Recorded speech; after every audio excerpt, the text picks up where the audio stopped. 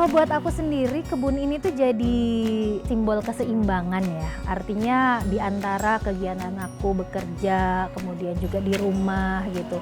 Kebun ini tuh memberikan aku sebuah waktu gitu, waktu untuk me time. Somehow itu memberikan aku tuh banyak banget pelajaran. Gak semua tuh harus dikejar cepat-cepat, gak semua tuh harus sempurna buahnya, daunnya. Buat aku sendiri, ketemu tanah, kita aduk-aduk, kemudian menjaga, merawat dengan memberikan pestisida, memberikan pupuk atau makanan, itu kayak sebagai bagian dari kehidupan, tapi versi lebih kecilnya.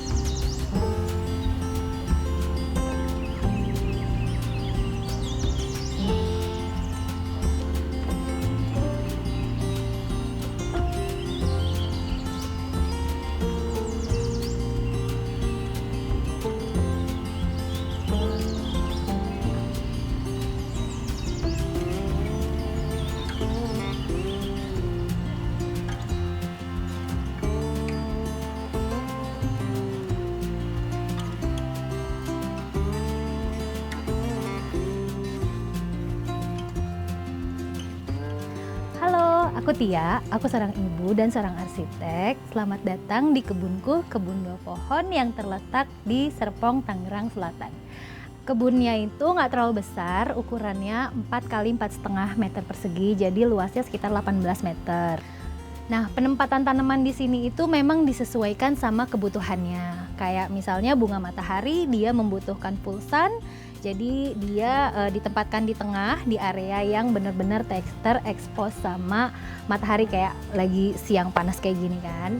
Terus ada juga beberapa yang dia butuh naungan seperti stroberi, kemudian sereh, ada kunyit, ada beberapa kemangi juga gitu yang masih tahan sama naungan, jadi ditempatkan di pinggir-pinggir yang tidak terlalu terkena sinar matahari.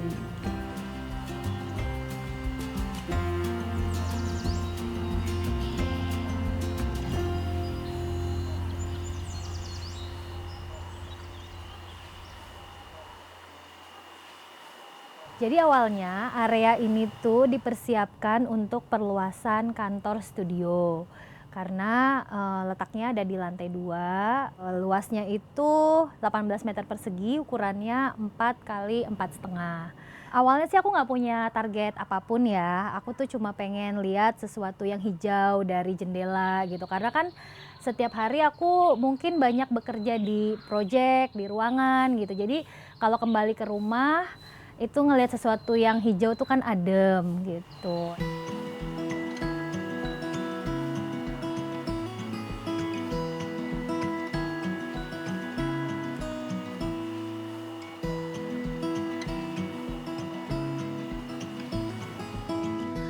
Nah, selain itu aku juga nanam beberapa pohon buah, walaupun ini pohon buah yang simpel aja ya, kayak murbei, ini murbei lokal.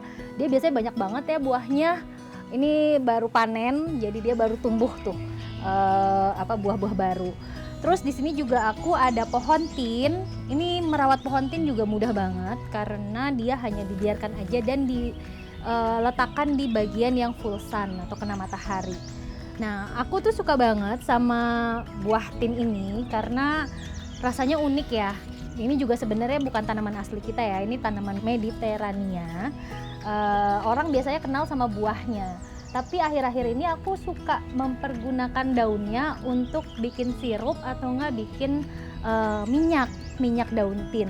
Ini wanginya tuh subtle banget, jadi kamu pilih, kalau kamu punya pohonnya, kamu pilih yang kayak gini yang lebih muda, ya antara muda dan tua ya, tapi jangan terlalu tua.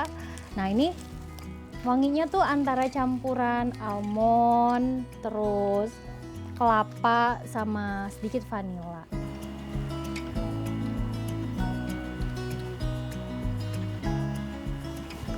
Nah, aku tuh di sini berkebun menggunakan rice bed. Awalnya itu tentunya aku terinspirasi ya sama cara orang luar negeri, terutama di Eropa, kalau misalnya mereka bertanam di rumah.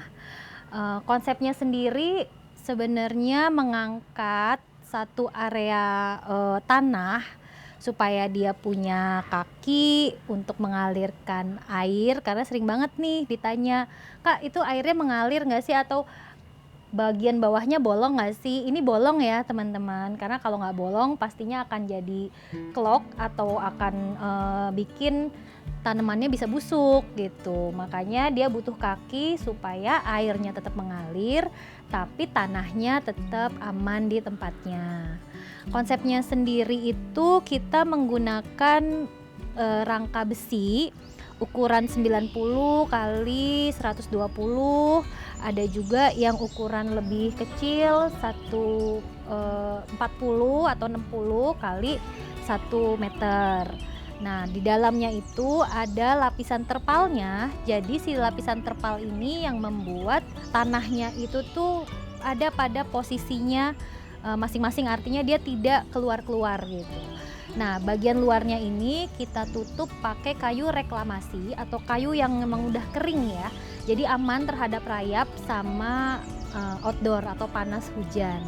Sehingga si kayunya ini lebih fungsinya tuh memang sebagai covernya aja, penutupnya aja gitu. Tapi struktur utamanya itu adalah rangka besi dengan terpal plastik yang langsung bersentuhan dengan tanah.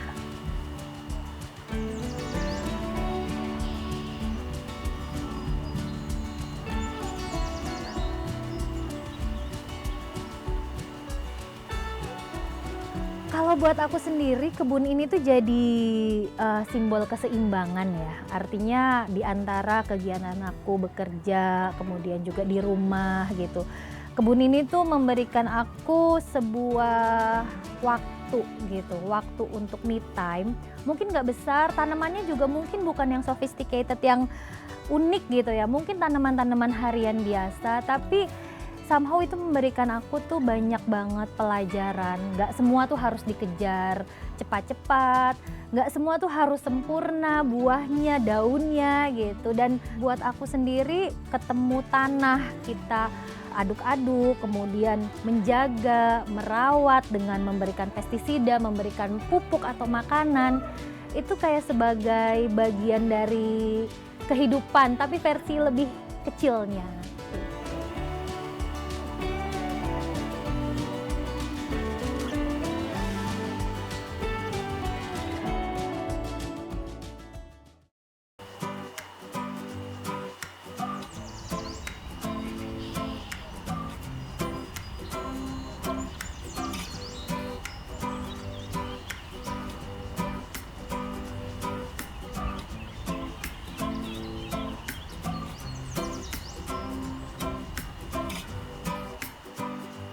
Nah, sekarang aku mau panen di kebun. Mau tahu apa aja yang mau aku panen? Ikut yuk.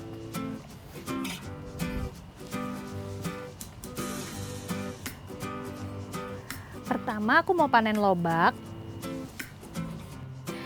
Nah, ini tuh mini lobak atau yang suka dipanggil mini radish ya. Ada yang warna putih sama ada yang warna merah. Ini aku lagi panen yang warna putih.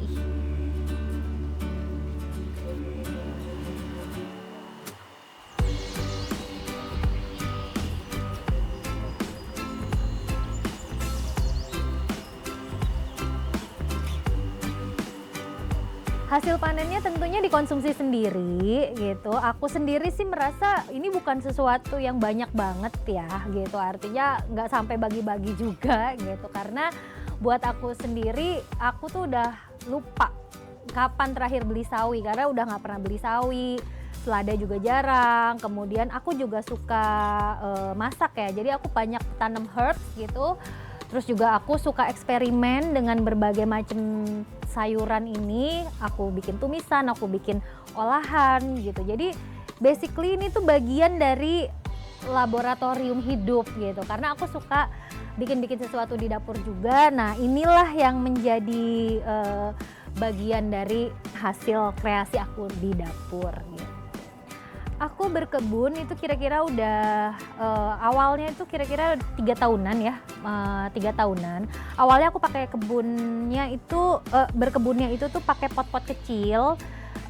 Hanya saja waktu itu aku cepet capek sama bosen karena kalau pakai pot-pot itu kan harus repotting ya. Artinya tanaman itu kan dia punya lifetime. Ini saat dia disemai, kemudian dia mulai kecil, membesar sampai dia jadi dewasa dan bertumbuh gitu. Akhirnya aku berpikir waktu itu tuh kayak aku mau coba ini deh, raised bed gitu kan. Aku lebih cenderung milih konsep ini karena dia lebih efisien ya secara waktu, pengolahan tanah gitu. Jadi sangat menghemat dan juga sangat nyaman ketika kita harus mengolah tanah karena mengolah tanah itu adalah bagian utama juga dari berkebun gitu.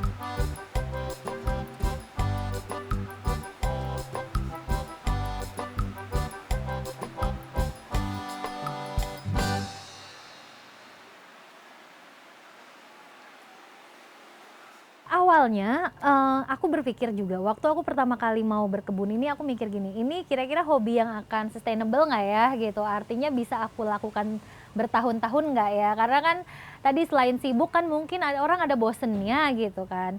Nah ternyata, bertahun-tahun aku belum bosen, terlebih karena waktu aku berkebun itu aku lebih memikirkan sistemnya dulu, sistem berkebunnya. Oke, aku memilih, sistem organik gitu. Pertama kali aku pikirkan itu adalah sistemnya, bagaimana sistem kebun ini berkelanjutan. Caranya tadi, bagaimana mengelola sampah kebunnya, karena kan kebun ini kan dia ada potongan akar, batang, atau daun-daun kering gitu, dan itu kita udah pikirin tuh, oh nanti ditaruhnya di sini, oh nanti hasilnya akan kembali lagi menjadi media tanam gitu. Nah, jadi aku lebih mikirin sistem secara fundamentalnya dulu gitu. Kalau itu udah ketemu, apapun yang aku tanam di atasnya itu kan bisa berganti-ganti dan itu memang tidak terlalu membutuhkan waktu yang atau energi yang terlalu besar gitu karena memang sistem yang utamanya sudah terbangun seperti itu gitu. Jadi alhamdulillah sih sampai sekarang sih belum bosen ya dan kayaknya nggak akan bosen sih karena aku jadi jatuh cinta gitu dan aku senang melihat kebun ini tuh memberikan nggak cuman apa ya panen atau hasil tapi juga memberikan sebuah ketenangan gitu kan sama pelajaran hidup gitu. Makanya kayaknya sih akan terus berkebun.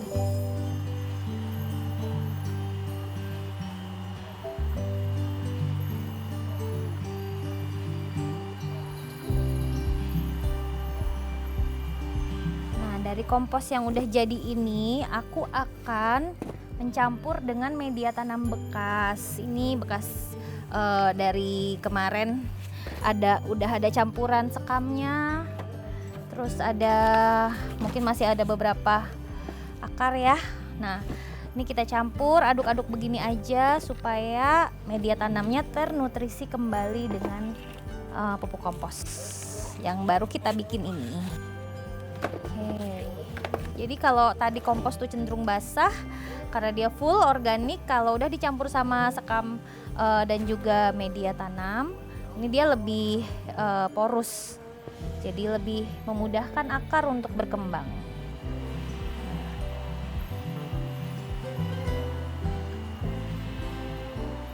Nah, buat semai bibit aku langsung full ya, karena ini kan bibit itu tuh akan ketemu keseimbangan antara ke dalam sama keluar. Jadi kalau misalnya kita naruhnya terlalu dalam, dia akan lama mencapai ujung dan nanti jadi kurang baik ya pertumbuhannya. Jadi biasanya aku akan menyemai di bagian atasnya, kemudian nanti aku tutup dengan media tanam sedikit aja gitu. Nanti kalau misalnya memang dia sudah sprout, biasanya aku akan tata ulang lagi supaya pertumbuhannya lebih optimal seperti ini.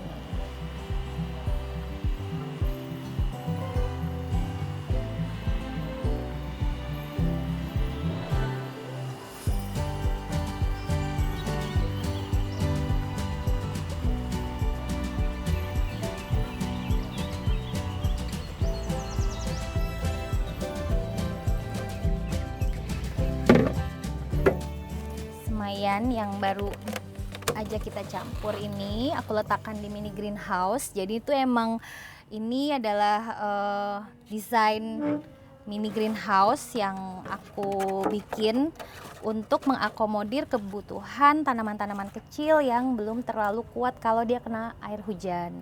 Nah, tapi ini juga aku bikin yang kayak model buka tutup. Ini sebenarnya bisa dibuka ya sama ditutup supaya fleksibel. Ketika misalnya hujan besar ini bisa ditutup. Tapi kalau misalnya lagi panas begini aku prefer dibuka ya, karena kalau nggak panas sekali. Materialnya sendiri pakai besi sama pakai ini kaca kebetulan. Tapi kamu juga bisa bikin sih pakai solar flat atau mungkin pakai plastik UV gitu ya. Prinsipnya apa aja yang penting transparan. Jadinya akan membuat tanaman-tanaman muda ini tidak kekurangan nutrisi dan juga sinar matahari.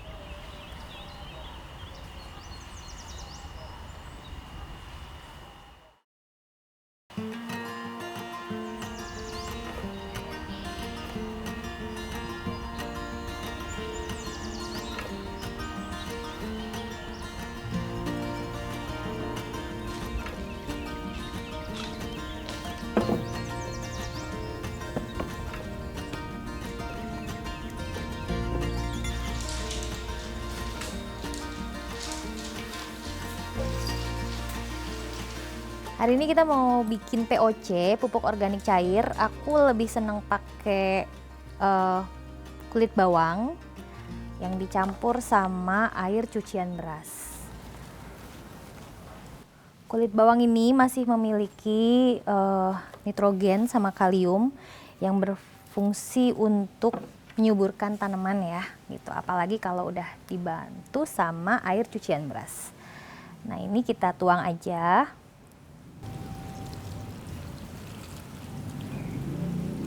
Kulit bawang ini sebenarnya bisa diganti juga loh sama beberapa bahan lain seperti kulit pisang atau kulit buah. Jadi kita tuh masih bisa mengambil beberapa zat-zat yang tersisa di kulitnya untuk menyuburkan tanaman. Nah, kita juga perlu masukin air sebelum larutan ini difermentasi selama kira-kira 2 minggu. Oke, ini kita sisihkan dulu ya untuk difermentasi selama 2 minggu. Aku udah punya POC yang sebelumnya udah aku bikin, ini udah terfermentasi ya. Jadi udah kelihatan nih sudah berubah warnanya dan bisa langsung digunakan sebagai pupuk. Caranya ini ambil kira-kira 100 ml. Nah, ini kita harus saring dulu ya supaya enggak merusak spraynya. Nah, kira-kira 100 ml. Baru kita masukin ke dalam sprayer yang udah berisi 1 liter air.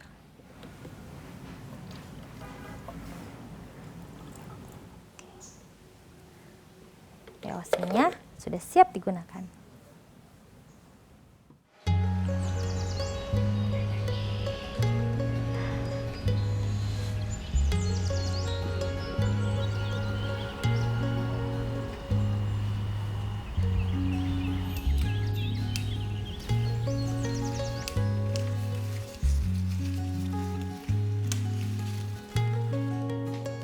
Lanjut, kita akan bikin pestisida nabati menggunakan sirih merah dan juga bawang putih yang sudah dihaluskan.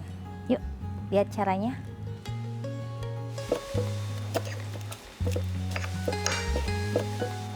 Organik tuh memang sedikit lebih lama gitu, tapi aku merasa kebun itu tuh nggak cuman sekedar kita ngejar panen ya. Artinya buat aku sendiri yang memang punya beberapa kesibukan sehari-harinya, kebun ini tuh justru mengajarkan aku untuk slow down gitu. Dan itu tuh sangat cocok konsep organik sama aku gitu. Artinya, tapi aku merasa pace organik ini sesuai sama lifestyle aku sehari-hari. Meski tanamannya tuh itu-itu aja, kayak sawi, terong, brokoli, kembang kol, atau kubis, atau bunga matahari gitu. Tapi aku selalu rolling nih tempat-tempatnya gitu, karena aku pengen tahu dia hidup terbaiknya tuh ada di mana.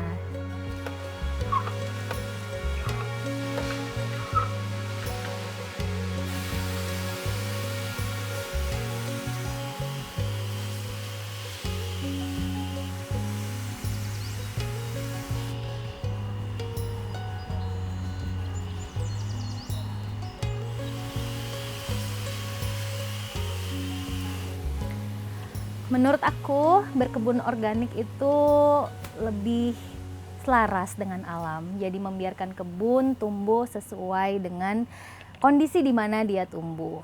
Selain ketahanan pangan, kita juga bisa lebih bebas dengan zat-zat kimiawi dan juga berupa self healing ya, dimana kita bisa menjaga keseimbangan diri kita dengan tidak menjadikan kebun itu sebagai beban, tapi benar-benar tempat untuk belajar sabar.